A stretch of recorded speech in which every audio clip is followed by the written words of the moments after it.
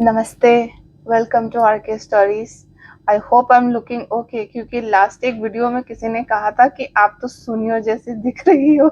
So I hope looking okay this time. Okay, आज तो मैं एक वीडियो बनाने जा रही थी जो एस्ट्रोलॉजी के ऊपर था, लेकिन सडनली एक ख्याल आया कि मैं आज एक वीडियो बनाऊंगी एनर्जी वैम्पायर्स के ऊपर। अब ये एनर्जी वैम्पायर्स होते कौन है और होते क्या है? वैम्पायर तो आप सबने सुना होगा कि वैम्पायर वो होते हैं जो हमारा खून चूस लेते हैं, लेकिन एनर्जी वैम्पायर कौन होता है? जैसे आप वैम्पायर्स होते हैं कि खून चूस लेते हैं, एनर्जी वैम्पायर्स वो होते हैं जो हमारा एनर्जी चूस लेते हैं। तो एनर्जी वैम्पायर्स हमारे फ्रेंड्स, कोलीग्स, हमारे फैमिली मेंबर्स में भी खुद हो सकते हैं, जो जाने अनजाने हमसे हमारी एनर्जी छीन लेते हैं। वो किस तरह छीनते हैं उनको भी पता नहीं चलता है, हमको भी पता नहीं चलता है, लेकिन जो एनर्जी लीकेज हो जाती है उसके बाद हम जो सफर करते हैं तभी हमको अंदाजा होता है कि हमारा एनर्जी कोई वैम्पायर ले गया है। तो कैसे पता चले कि एनर्जी वैम्पायर ने हमारा एनर्जी ले लिया है? उसका कुछ सिम्टम्स होता है। जैसे अगर आप किसी इंसान से बात करने के बाद या आप उसके साथ कुछ इंटरेक्शन करते हो, उसके बाद आपको टायर्डनेस होती है, आप बहुत ही ज्यादा ओवरवेल्म्ड फील करते हो कि बहुत थकान थकान आपको ज्यादा हो जाता है, छोटा सा भी काम आपको बहुत बड़ा लगने लगता है, आपकी एनर्जी चारों तरफ स्कैटर्ड हो जाती है, आपको पता नहीं चलता है मैं ये करूं कि मैं वो करूं, आपका सारा फोकस चला जाता है, आपको स्ट्रेस होने लगता है, छोटी छोटी बातों पे आपको गुस्सा आने लगता है। और एक मेन सिम्टम ये है कि आपको शरीर में दर्द होने लगता है, स्पेशली हेडेक, शोल्डर्स में पेन और आपके गले में पेन। आप इमोशनली और मेंटली भी टायर्ड फील करते हो, और अब रात को जितना भी सो आपको सुबह उठ के ऐसा लगेगा कि आप बहुत ही टायर्ड हो और आप सोए ही नहीं हो। और ऐसा भी हो सकता है कि आप अगर एक एनर्जी वैम्पायर से कांस्टेंट इंटरेक्शन में रहते हो तो आपको सडन बैड लक आ सकता है। सडन बैड लक कैसे आ सकता है? क्योंकि आपकी जितनी भी अच्छी एनर्जी है, गुड एनर्जी, वो तो चली गई, तो जहां पे वहां एम्प्टी स्पेस आ गया वहां पे बैड लक आ गया। ठीक है, तो these are the signs and symptoms जो आपको अपनी बॉडी पे पता चलेगा कि आपने एक एनर्जी वैम्पायर के साथ इंटरैक्ट किया है। ज्यादातर एनर्जी वैम्पायर के साथ बात कैसे होती है? आप अच्छे से बात करते हो, लेकिन वो बात धीरे धीरे जाके एक आर्ग्यूमेंट में बदल जाती है, नोक झोंक हो जाती है, डिबेट जैसा एक सिचुएशन हो जाता है। ठीक है, तो एक एनर्जी वैम्पायर को हम कैसे आइडेंटिफाई करें? अभी हम दिन में सपोज आप किसी ऑफिस में जाते हो, या आपके घर में ही कितने सारे लोग होते हैं, मम्मी पापा, इन लॉज होते हैं, बच्चे होते हैं, आपकी फ्रेंड्स सर्कल कितनी बड़ी होती है, आपके कोलीग्स रहते हैं आपके साथ जो काम करते हैं, तो आप उसमें से आइडेंटिफाई कैसे करोगे कि ये इंसान एक एनर्जी वैम्पायर है जो जाने अनजाने मेरी एनर्जी चुरा के ले जा रहा है? ठीक है, तो नंबर वन इन सिम्टम ये है कि उसके साथ बात करने के बाद आपको टायर्डनेस एक फील होगा, और आप अनइंटेंशनली उस इंसान से बात करने से कतराओगे। आपकी बॉडी नहीं चाहेगी कि आप उस इंसान से बार बार इंटरेक्ट करो, क्योंकि बॉडी ऑलरेडी ही टायर्ड है। तो वो बार बार अगर उस इंसान का कॉल आता है तो आपको कॉल पिकअप करने का मन नहीं करेगा, या अगर वो आपके पास आता है तो आप रास्ता बदल लेते हो। कुछ ना कुछ आपको बॉडी साइन देता है कि ये एक इंसान एक एनर्जी वैम्पायर है, आपको उसके साथ ज्यादा इंटरेक्शन नहीं करना है।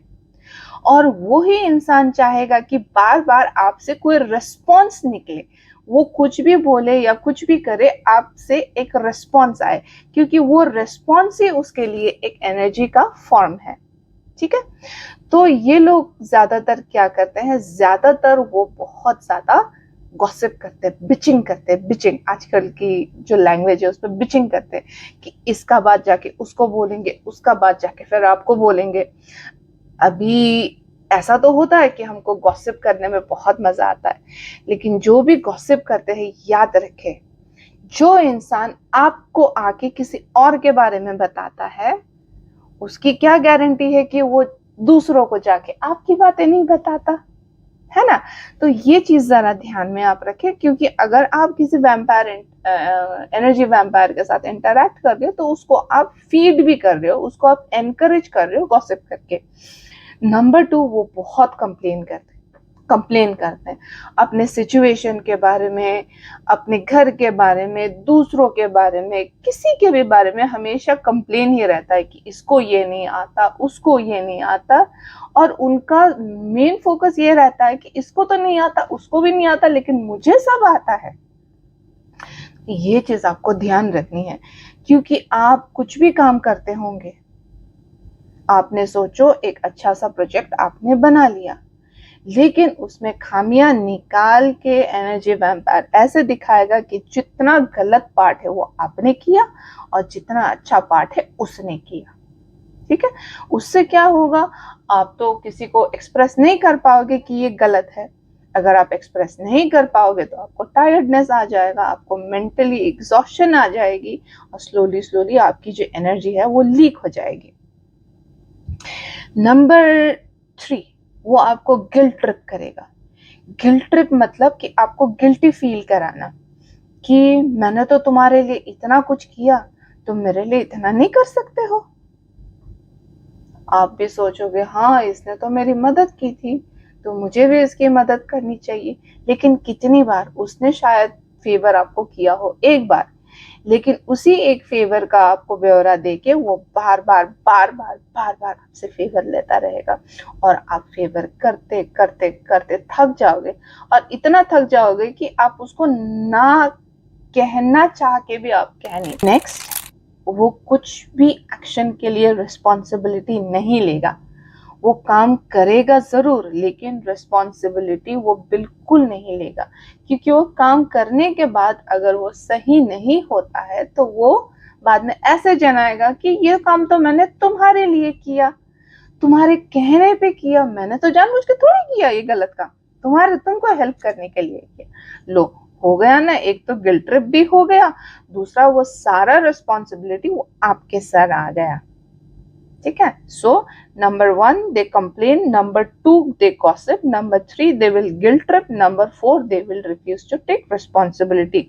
नंबर 5, जो अटेंशन सीकर्स होते हैं वो भी एक किस्म का एनर्जी वैम्पायर्स होते हैं।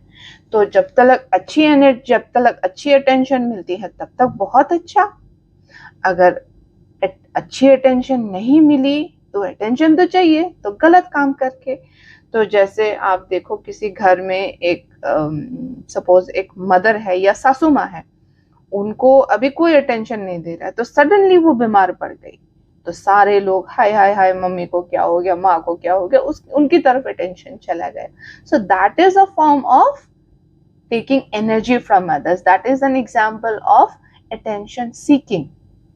जैसे हम लोग स्कूल में भी पढ़ाते हैं, कोई छोटा सा बच्चा होता है, उसको जब अटेंशन चाहिए होगा, अगर टीचर उसको ध्यान देता है, अटेंशन देता है तो अच्छी बात है, लेकिन अगर टीचर उसको ध्यान नहीं दे रहा है तो वो या तो रोएगा या कुछ वो गलत हरकत करेगा, किसी और बच्चे को मारेगा, कुछ ना कुछ करके वो अटेंशन अपने पास ले आएगा।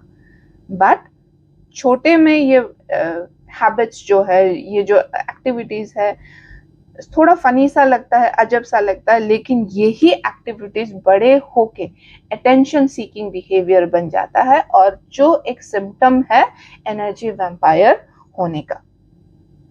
जो एनर्जी वैम्पायर्स हैं वो बेफजूल के, बिना मतलब के आपको बात में अटका के रखेगा, अननेसेसरी डिबेट्स, अननेसेसरी आर्ग्यूमेंट्स निकालेगा, और ऐसी बातों पे आपको फंसा के रखेगा जिसका न सर पैर कुछ नहीं होगा, आपको समझ में भी नहीं आएगा। आप आर्ग्यू कर रहे हो, आप डिबेट कर रहे हो, लेकिन किस बात पे कर रहे हो, है ना? बात यूं गोल गोल गोल गोल गोल गोल घूमती जाएगी, लेकिन उसका न हेड है न टेल है, और क्या हुआ, आपकी एनर्जी सारी ड्रेन हो गई। ऐसे लोग बहुत एग्रेसिव भी होते हैं, या तो वो उनकी आवाज बहुत जोर होगी, बहुत ऊंची होगी, या तो कभी कभी वो, अगर मेल्स में स्पेशली ये देखा गया है कि वो फिजिकली किसी को पुश करना, किसी को मारना, ये भी कर सकते हैं, या पैसिव एग्रेसिव बिहेवियर भी हो सकता है। पैसिव एग्रेसिव बिहेवियर जैसे कि किसी को साइलेंट ट्रीटमेंट देना कि जाओ मैं तुमसे बात नहीं करता, तुमको मैं नहीं पहचानता, ऐसा एटीट्यूड है ना। या तो कोल्ड ट्रीटमेंट देना, आपको ऐसे ट्रीट करे कि आप तो हो लेकिन उसके लेवल के ही हो नहीं। So this kind of behavior is known as passive aggressive behavior.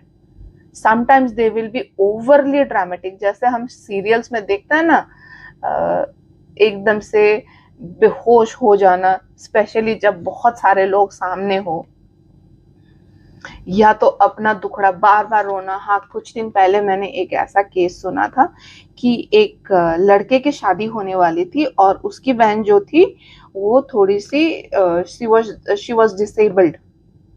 सो वो लड़का चाहता तो था कि अपनी बहन को शादी में इनवाइट करे, लेकिन आप ये केस को अच्छे से समझ लीजिएगा, ठीक है।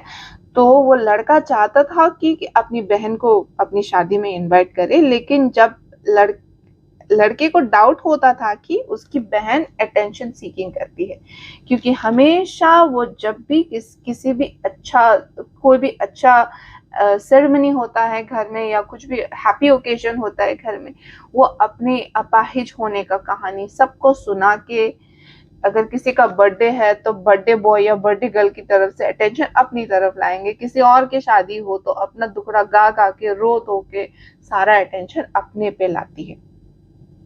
तो वो लड़का पूछ रहा था कि और ये वीडियो उसने यूट्यूब में डाला था पूछ के कि मुझे उसको बुलाना चाहिए कि नहीं चाहिए। वो उसकी ही बहन है, लेकिन वो अपनी बहन से इतना डर रहा था कि अगर मैं उसको शादी पे बुलाऊं, और ये वेस्टर्न कंट्री की बात है, तो इंडिया में तो होता है कि आपकी घर की फैमिली मेंबर है तो बाय डिफॉल्ट वो तो प्रेजेंट ही रहेंगे, लेकिन फॉरेन कंट्री है तो इसलिए उस लड़के ने पूछा क्या मुझे उसको बुलाना चाहिए, या अगर मैं नहीं बुलाता हूं तो मैं गिल्टी हो जाऊंगा। तो ऐसी अटेंशन सीकिंग आपके अराउंड भी हो सकती है, और ऐसे लोगों से आप बार बार इंटरेक्ट करके आपको जो थकान महसूस होता है, आपके शरीर में जो बीमारियां पैदा होती है, आपको जो इमोशनली एग्जॉशन फील होता है, आप खाने के बावजूद भी आपको एनर्जी नहीं मिलती, आपकी बॉडी न्यूट्रिशन नहीं लेती है, या आप एक्सरसाइज करते हो आपका वेट लॉस नहीं होता है, आप मोटा होते जा रहे हो, या आप पतले होते जा रहे हो, these are all signs and symptoms कि आपकी एनर्जी लीक हो रही है और आपकी बॉडी में वो एनर्जी नहीं है जो आपको फलने फूलने या आपको सक्सेसफुल होने में मदद करें। ये वीडियो थोड़ा सा लंबा हो गया, but I hope this will help everyone.